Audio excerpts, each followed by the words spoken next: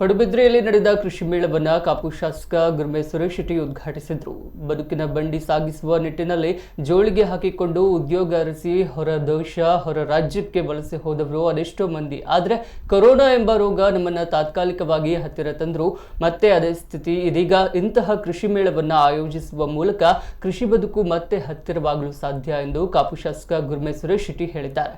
ಇದೇ ಸಂದರ್ಭ ಕೃಷಿಯಲ್ಲಿ ಸಾಧನೆ ಮಾಡಿದ ಹೆಜ್ಮಾಡಿ ದೇವಾನಂದ ಪೂಜಾರಿ, ಶಿವರಾಮ್ ಶೆಟ್ಟಿ, ಶರಾವತಿ ಶೆಟ್ಟಿ, ಸಂತೋಷ್ ಶೆಟ್ಟಿ, ಬರ್ಪಾಣಿ, ಸಾಂತೂರು ಭೋಜ ಶೆಟ್ಟಿಯವರನ್ನು ಸನ್ಮಾನಿಸಿ ಗೌರವಿಸಲಾಯಿತು. ಜೈನಮಠ ಮೂಡುಬಿದ್ರೆಯ ಶ್ರೀಗಳಾದ ಚಾರುಕೀರ್ತಿ ಭಟ್ಟಾರಕ ಪಟ್ಟಾಚಾರ್ಯ ವರ್ಯ ಆಶೀರ್ವಚನ ನೀಡಿದ್ದಾರೆ.